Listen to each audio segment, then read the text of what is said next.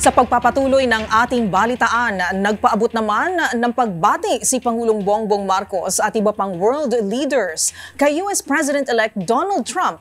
Sa kanyang pahayag, naniniwala si Pangulong Bongbong Marcos na ang malakas na liderato ng bagong presidente ay magreresulta ng magandang hinaharap para sa lahat. Ang buong detalye iuulat ni Josa Cruzat. Kasunod ng pagkapanalo ni Donald Trump sa 2024 US presidential elections laban kay incumbent Vice President Kamala Harris, sunod-sunod din ang pagbati na ipinaabot ng world leaders sa kanya. Bago pa man opisyal na maanunsyo ang tagumpay ni Trump, una nang bumati sa kanya si Pangulong Bongbong Marcos. Sa mensahe ni Marcos, umaasa siya na makatrabaho si Trump sa maraming mga issue na parehong pakikinabangan ng Pilipinas at Estados Unidos.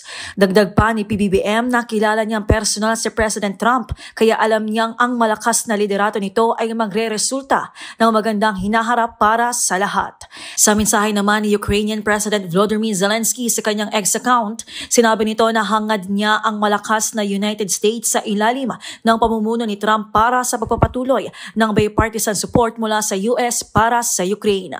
Tinawag naman ni Israeli Prime Minister Benjamin Netanyahu na makasaysayan ang pagbabalik White House ni Trump. Sa pagbati ni Netanyahu sa kanyang X account, magbibigay anya ng bagong simula ang pagbabalik ni Trump para sa Amerika, gayon din ay makapagpapalakas sa alyansa ng Israel at Estados Unidos.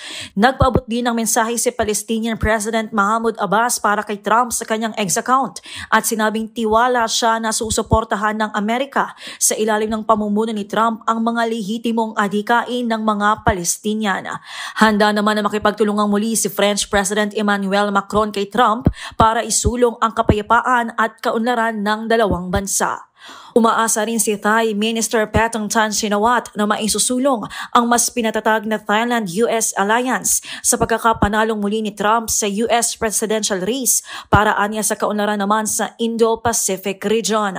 Sa congratulatory message naman ni NATO Secretary General Mark Rutte ay sinabi nitong naniniwala siya na ang pamumuno ni Trump ay magiging susi muli para mapanatiling matatag ang alyansa ng Amerika sa North Atlantic Alliance. Samantala, kasama rin sa iba pang mga world leader na nagpaabot ng pagbati kay Trump si Malaysian Prime Minister Anwar Ibrahim.